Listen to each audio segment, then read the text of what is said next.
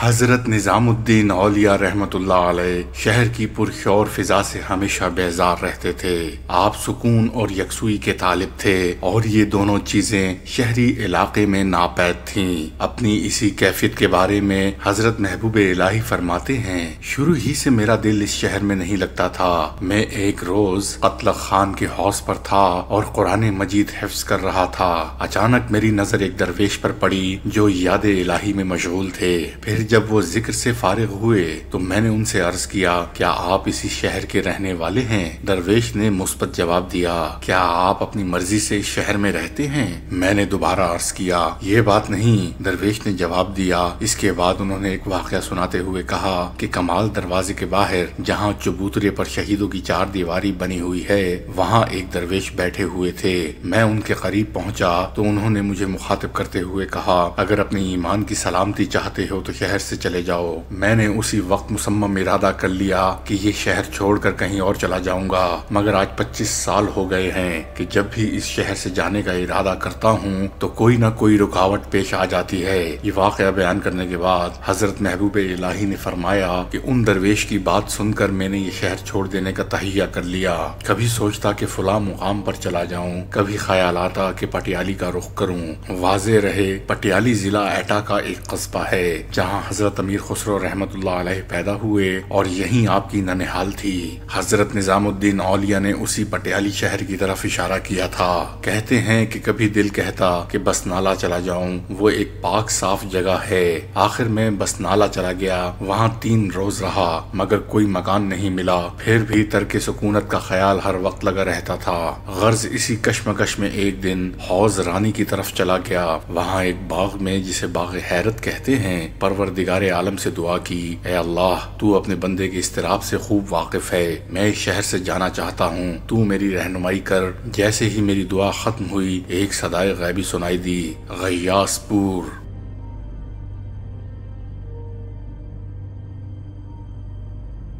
اس سے پہلے میں نے غیاس پور نہیں دیکھا تھا کہ یہ مقام کس جگہ آباد ہے۔ پھر مجھے ایک نشاپوری دوست کا خیال آیا جو دربار سلطانی میں نقیب تھا۔ میں اس دوست کے گھر پہنچا تو اہل خانہ نے بتایا کہ وہ غیاس پور گیا ہوا ہے۔ مجھے فوراً خیال آیا کہ یہی وہ غیاس پور ہے جس کی طرف غیب سے اشارہ کیا گیا ہے۔ الغرض میں وہاں پہنچا تو وہ ایک ویران علاقہ تھا، دور دور انسانی آبادی نہیں تھی۔ سنسان فضا دیکھ کر مجھے سکون قلب حاصل ہوا کہ یہاں اطمینان سے رہ سکوں گا۔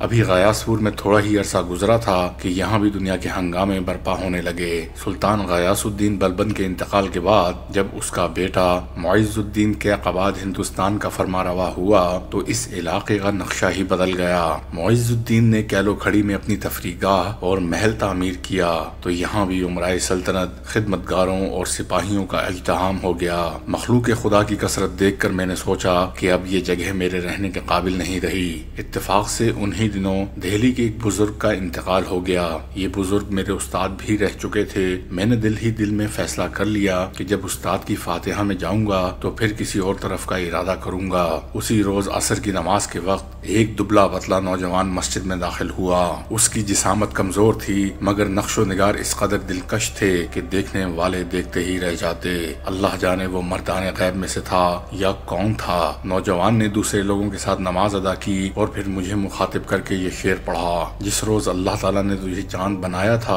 اسی روز سمجھ لینا چاہیے تھا کہ ساری دنیا کی انگلیاں تیری طرف اٹھیں گی۔ اس کے بعد اس نوجوان نے کہا، پہلے تو آدمی کو مشہور نہیں ہونا چاہیے اور جب کوئی شخص مشہور ہو جائے تو اسے ایسا بننا چاہیے کہ کل روز قیامت رسول اللہ کے سامنے شرمندہ نہ ہونا پڑے۔ یہ تو کوئی حوصلے کی بات نہیں کہ انسان مخلوق خدا سے بھاگ کر کسی غار یا ویرانے میں گوشائے نشین ہو جائے۔ حوصلہ تو اسے کہتے ہیں کہ مخلوق خدا کے درمیان رہ کر یاد خدا میں مشغول ہو جائے۔ جب وہ نوجوان اپنی بات مکمل کر چکا تو میں نے اس کے سامنے کھانا لا کر رکھا۔ بظاہر وہ بھوکا نظر آتا تھا مگر اس نے کھانے کو ہاتھ بھی نہیں لگایا۔ پھر جب میں نے دل میں یہ نیت کی کہ اس جگہ کو چھوڑ کر کہیں نہیں جاؤں گا تو اس نے تھوڑا سا کھانا کھایا اور چلا گیا۔ غیاس پور کے قیام میں حضرت نظام الدین اولیاء کو شدید تکالیف کا سامنا کرنا پڑا۔ یہاں اس بات کی وضاحت ضروری ہے کہ یہ دنیاوی مصائب حضرت محبوب الہی کا مقدر نہیں تھے۔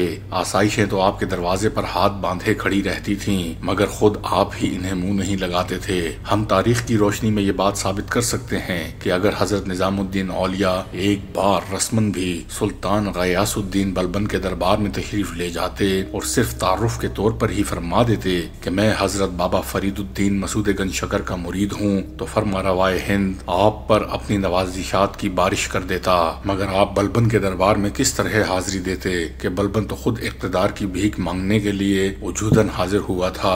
اگرچہ ابھی تک حضرت محبوب الہی کی روحانی عظمتوں کا مکمل اظہار نہیں ہوا تھا، لیکن حضرت بابا فرید سے نسبت کے سبب آپ خود بھی شہنشاہ تھے۔ پھر ایک شہنشاہ کسی بادشاہ سے کیا طلب کرتا جو بچپن سے اللہ کا مہمان رہا ہو؟ وہ کسی انسان کی میزبانی کس طرح قبول کرتا؟ صبر و رضا کی منزل کا مسافر تھا، حرص و طمع کو اپنے دل میں جگہ دیتا تو جل کر خاک ہو جاتا۔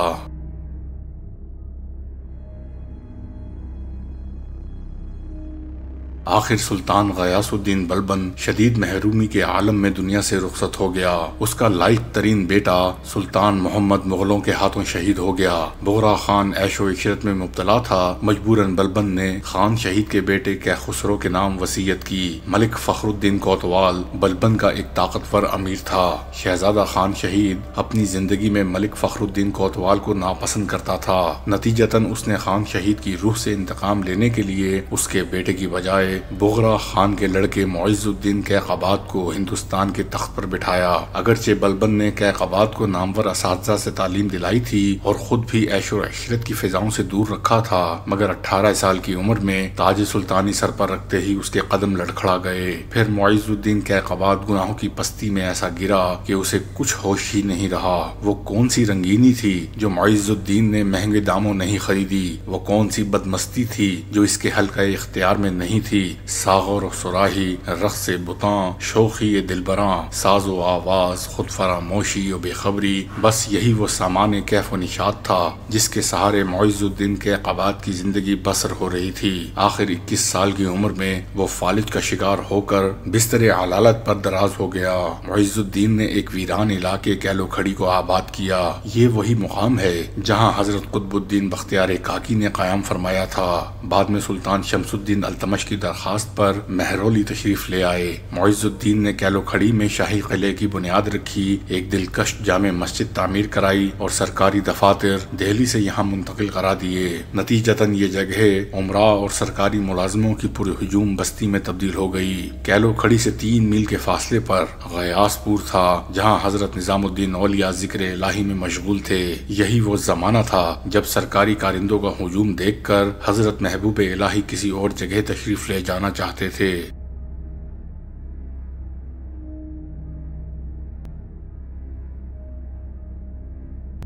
یہ بڑی عجیب بات ہے کہ کیلو کھڑی میں جشن کیف و نشاط جاری تھا اور بمشکل 2-3 میل کے فاصلے پر غیاث پور میں درویشوں کی ایک جماعت فاقہ کشی کے بدترین دور سے گزر رہی تھی۔ جہالت پر دنیاوی نعمتوں اور آسائشوں کی بارش ہو رہی تھی اور اہل علم کے پیٹ پر پتھر بندھے ہوئے تھے۔ یہ درویشوں کی کم نصیبی نہیں، خود معز الدین کیقباد کی بدبختی تھی کہ وہ حضرت نظام الدین اولیاء کے پڑوس میں رہتے ہوئے بھی آپ کی دعاؤں سے محروم رہا۔ حضرت محبوب الہی کو تو اپنی بے سر و سامانی کا خیال تک نہ آتا کہ آپ اس مرد جلیل کے تربیت یافتہ تھے جس نے قرض لیے ہوئے نمک کا سالن کھانے سے انکار کرتے ہوئے فرمایا تھا، نظام الدین محمد، درویش کو بھوک کی شدت سے مر جانا قبول ہے مگر قرض کی ذلت گوارا نہیں۔ حضرت بابا فرید کی اسی تعلیم اور فیض محبت نے محبوب الہی کو صبر و تحمل کی آگ میں اس قدر جلایا تھا کہ آپ نو عمری میں ہی اکثیر بن گئے، مگر ساتھی درویشوں کی تکلیف ہر وقت پیش نظر رہتی تھی۔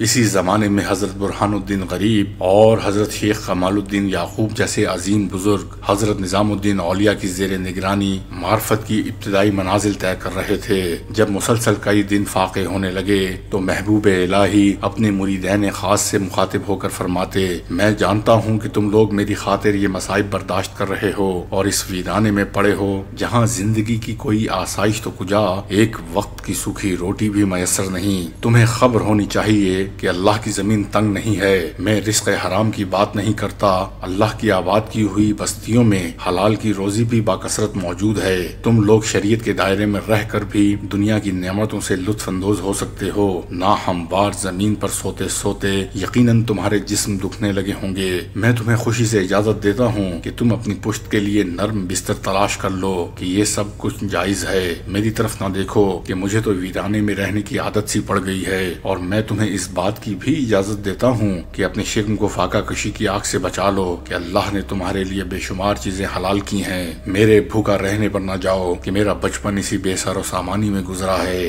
میں تم سے بہت خوش ہوں اور رضا اور رغبت سے یہ بات کہہ رہا ہوں کہ میری خاطر اتنے آزار نہ اٹھاؤ۔ مجھے تمہاری بھوک اور نا آسودہ زندگی کا خیال بہت پریشان کرتا ہے۔ میں تمہارے ظاہری سکون کے لیے اللہ سے شب و روز دعا کرتا ہوں، مگر ابھی اس کا وقت نہیں آیا۔ حضرت برہان الدین غریب اور حضرت مولانا کمال الدین یعقوب اپنی زندگی سنوارنے کے لیے تمام تکالیف برداشت کر رہے تھے، مگر یہ حضرت نظام الدین اولیاء کی اعلیٰ ظرفی تھی کہ اپنی ذات کو مریدوں کے آزار کا سبب قرار دیا۔ پیر و مرشد کی یہ باتیں سن کر حضرت برہان الدین غریب اور مولانا کمال الدین یعقوب بے قرار ہو گئے اور حضرت محبوب الہی کے سامنے گریہ و زاری کرنے لگے۔ شیخ، ہم تو اس در پر آ پڑے، اب اور کہاں جائیں گے؟